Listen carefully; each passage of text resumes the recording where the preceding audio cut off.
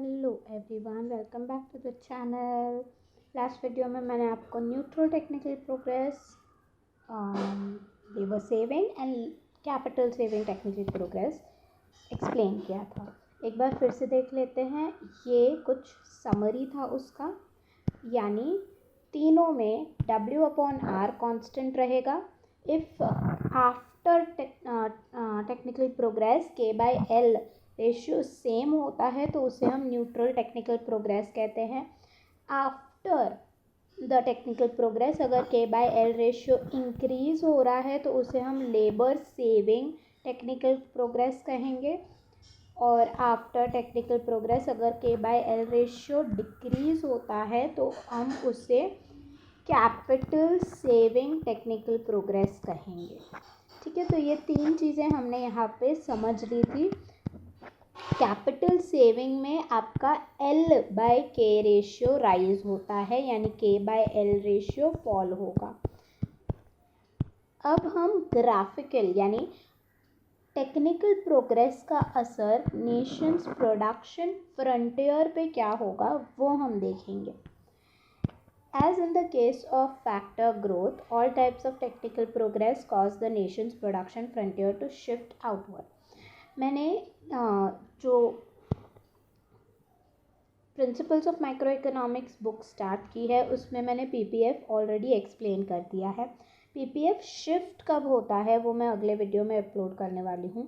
वो शिफ्ट तब होता है जब कोई टेक्निकल प्रोग्रेस आता है या टेक्नोलॉजी में कुछ चेंज आता है। तो टेक्नोलॉजी बढ़ती है तो टेक्निकल प्रोग्रेस होता है। अब उसमें क्या क्या चीज़ें हैं जिसके वजह से टेक्निकल प्रोग्रेस कहा जाएगा वो मैं उस वीडियो में कवर करूँगी। आपके लिए यहाँ पे सिर्फ समझना इतना इम्पॉर्टेंट है कि टेक्निकल प्रोग्रेस कोई भी हो, किसी भी तरीके का टेक्निकल प्रोग्रेस हो, वो नेशन का प्रोडक्शन फ्रंटियर जो है PPF कर्व जो है उसे आउटवर्ड शिफ्ट करता है।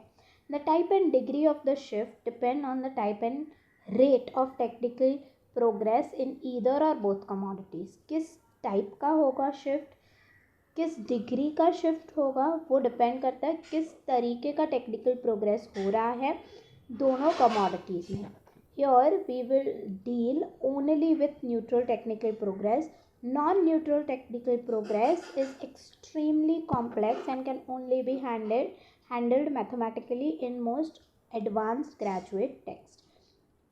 यहाँ पे इन्होंने सिर्फ न्यूट्रल टेक्निकल प्रोग्रेस एक्सप्लेन किया है। नॉन न्यूट्रल टेक्निकल प्रोग्रेस जो है वो बहुत कॉम्प्लेक्स होता है, उसमें थोड़ा एल्जेब्रा मैथमेटिक्स चाहिए रहता है, डेरिवेटिव्स चाहिए रहता है, तो वो इधर इस बुक के स्कोप के बाहर है। With the same rate of neutral technical progress in the production of both commodity, nation's production frontier will shift out evenly या बोल सकते हो parallelly in all direction at the same rate at which technical progress takes place। यानी 20% हमने लिया था। अगर labour भी 20% से लेबर 20% से नहीं इंक्रीज हो रहा है, सॉरी वो तो लेबर ग्रोथ हो गया। टेक्निकल प्रोग्रेस जो है वो लेबर एंड कैपिटल का प्रोडक्टिविटी 20% से दोनों का बढ़ा रहा है और K/L रेशियो कांस्टेंट रख रहा है, तो उसका जो कर्व होगा वो इवनली पैरेलली शिफ्ट होगा हर जगह पर। This has the same effect on Nations production frontier and balanced factor growth. तो इस वजह से उसका इफ़ेक्ट भी नेशन के प्रोडक्शन फ्रंटियर पे सेम होगा और ग्रोथ जो होगा फैक्टर ग्रोथ वो बैलेंस होगा। Thus the slope of the nation's old and new production frontier will be same at any point where they are cut by the ray from the origin। तो इसका मतलब है जो evenly same neutral technical progress वो होगा जो evenly सब जगह पर प्रोडक्शन फ्रंटियर को शिफ्ट करेगा और लेबर का जो प्रोडक्टिविटी है एंड कैपिटल का प्रोडक्टिविटी जो है वो सेम होगा आफ्टर टेक्निकल प्रोग्रेस, तो उसका स्लोप भी सेम होगा। दोनों PPF का अगर मैं ओरिजिन से एक लाइन रे ड्रॉ करती हूँ तो यहाँ इस पॉइंट पे भी स्लोप सेम होगा और इस पॉइंट पे भी स्लोप सेम होगा। मैं फिर से इस चीज़ को एक्सप्लेन कर देती हूँ, इस स्टेटमेंट को, कि जब न्यूट्रल टेक्निकल प्रोग्रेस हो रहा है, वो न्यूट्रल टेक्निकल प्रोग्रेस जो कर्व को, ये पीपीएफ कर्व है हमारा, ये पीपीएफ कर्व को इवनली आउटवर्ड शिफ्ट कर रहा है, हर जगह पर इवनली आउटवर्ड शिफ्ट कर रहा है, तो वो लेबर एंड कैपिटल का भी जो प्रोडक्टिविटी ग्रोथ होगा या फैक्टर ग्रोथ होगा वो भी सेम बैलेंस्ड ग्रोथ रखेगा, कैपिटल का भी लेबर का भी। इस वजह से अगर मैं ओरिजिन से एक रे ड्रॉ करती हूँ तो दोनों पॉइंट्स पे जो स्लोप होगा वो सेम होगा। समझो स्लोप 1 है या समझो स्लोप हाफ है, तो यहाँ पे भी हाफ होगा, यहाँ पे भी हाफ होगा। पीपीएफ का जो स्लोप होगा वो सेम होगा दोनों जगह पर। For example, suppose that the productivity of labor and capital doubles in the production of commodity X and Y in commodity X and commodity Y in nation 1 and constant returns to scale prevail in the production of both commodity.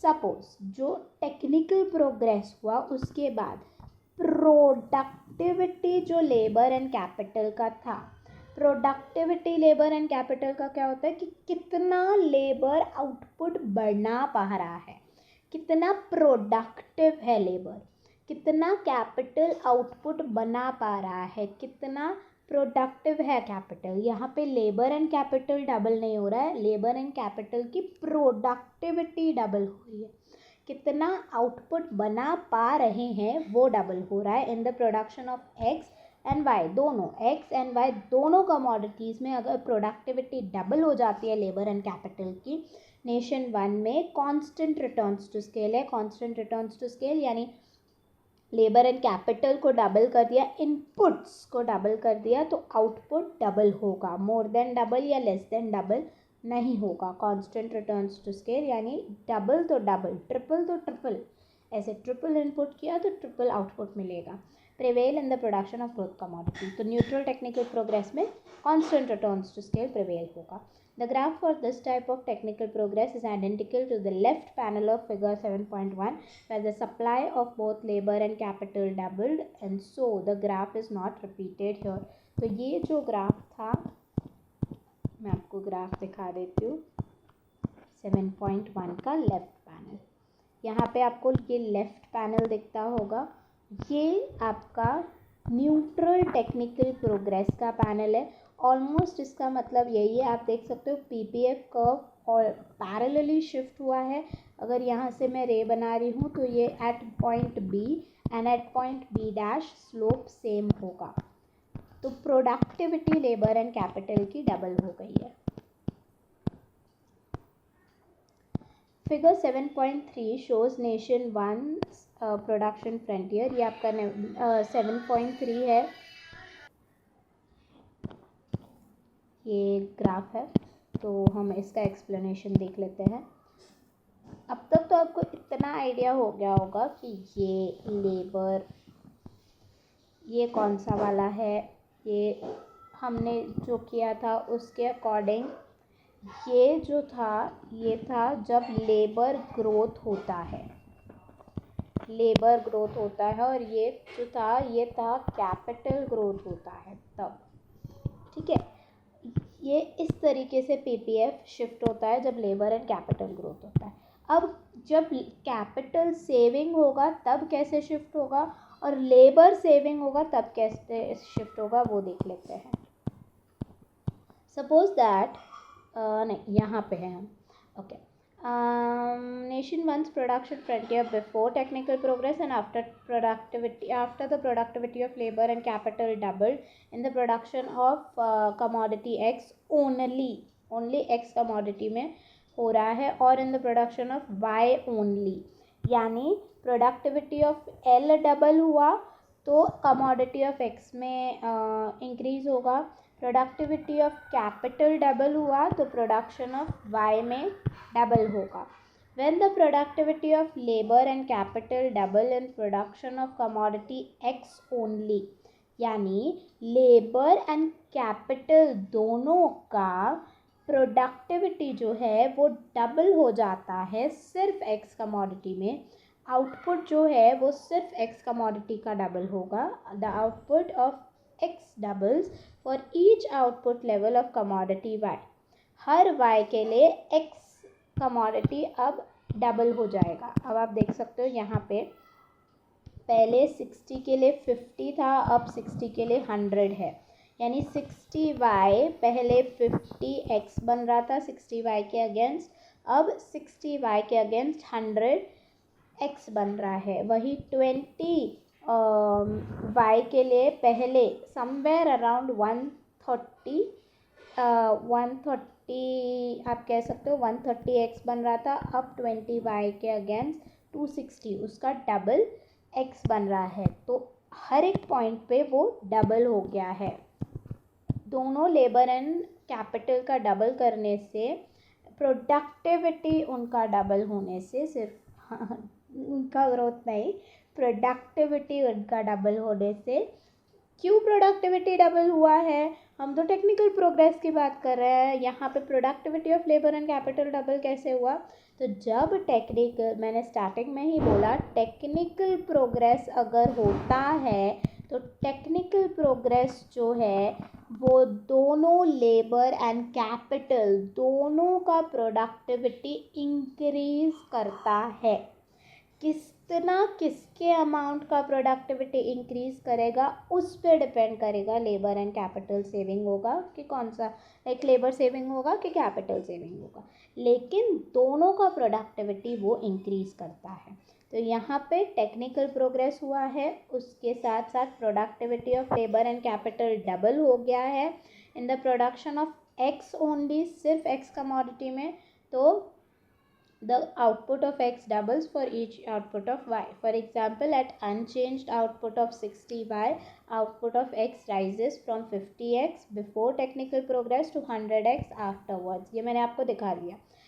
Similarly at unchanged, okay, ये भी मैंने point आपको बता दिया है. 130 से 260 हो गया. When all of nation one's resources are used in production of commodity x, output of x also doubles. यानी सारे के सारे रिसोर्सेज जब हम सिर्फ x में ही लगा देते हैं, यानी हम कुछ भी y प्रोड्यूस नहीं कर रहे. जब कुछ भी y प्रोड्यूस नहीं कर रहे तो टेक्निकल प्रोग्रेस के पहले हम यहाँ थे 140x बना रहे और 0y बना रहे हैं, वो भी डबल हो जाएगा, 280 हो जाएगा. ठीक है. तो ये अगर हम टेक्निकल प्रोग्रेस के बाद भी, टेक्निकल प्रोग्रेस के पहले सारे के सारे रिसोर्सेज एक्स कमोडिटी में, यानी कंप्लीट स्पेशलाइजेशन था तो 140x बना रहे थे. टेक्निकल प्रोग्रेस के बाद भी अगर कंप्लीट स्पेशलाइजेशन है तो 280x बना रहे हैं, उसका डबल बना रहे हैं. Note that the output of commodity y remains constant या अनचेंज्ड एट 70y. आप यहाँ पे देख सकते हो आपका जो 70y पे ही कांस्टेंट है, y कमोडिटी में कुछ चेंज नहीं हुआ. If all Nations resources are used in production of commodity y and technical progress took place in production of commodity x only. तो अगर पूरा जो resources है वो सिर्फ हम 70y पे लगा दें, हम पूरा का पूरा रिसोर्सेज सिर्फ y कमोडिटी में लगा रहे हैं, तो टेक्निकल प्रोग्रेस के बाद भी वो टेक्निकल प्रोग्रेस जो है वो लेबर ज़्यादा यूज़ करता है, वो x कमोडिटी में ज़्यादा है, तो इस वजह से y का कुछ इंक्रीज नहीं होगा. Analogous reasoning explains the shift in production frontier when the productivity of labor and capital doubles only in the production of y. तो ये सिर्फ प्रोडक्शन ऑफ y में लेबर एंड कैपिटल का प्रोडक्टिविटी डबल हो रहा है, तो वो कमोडिटी y में है. The student should carefully examine the difference between figure 7.3 and right panel of 7.1. तो आपको इसमें और इसमें 7.1 का जो ये फिगर है, राइट पैनल है, इसमें फ़र्क पता होना चाहिए. क्या फ़र्क है? उधर productivity of labour and capital double हो रहा है, यहाँ पे लेबर का सप्लाई बढ़ रहा है एंड कैपिटल का सप्लाई बढ़ रहा है. उधर उनका प्रोडक्टिविटी, लोग उतने ही हैं. देखो यहाँ पे पहले अगर पूरे नेशन में 10 लेबर थे तो अब पूरे नेशन में लेबर बढ़ चुके हैं, लेबर का सप्लाई बढ़ चुका है 50 लेबर या 20, डबल हो रहा है ना, तो 20 लेबर हो रहा है। वहाँ पे 10 लेबर थे, वो 10 लेबर जो है वो 5 आउटपुट बना पा रहे थे, तो अब टेक्निकल प्रोग्रेस के बाद वही 10 लेबर 10 आउटपुट बना पा रहे हैं। ठीक है, तो टेक्निकल प्रोग्रेस इसे कहते हैं और उसकी वजह से प्रोडक्टिविटी बढ़ रहा है, वो होता है। ये है डिफरेंस इन दोनों में। Finally, it must be pointed out that in absence of trade, all types of technical progress tend to increase nation's welfare. तो अगर एब्सेंस ऑफ ट्रेड है यानी ऑटार्की सिचुएशन है, तो कोई भी टेक्निकल प्रोग्रेस हो वो नेशन का वेलफेयर बढ़ाता ही बढ़ाता है। The reason is that with higher production frontier and same labor and population, each citizen could be made better off after growth than before by an appropriate redistribution policy.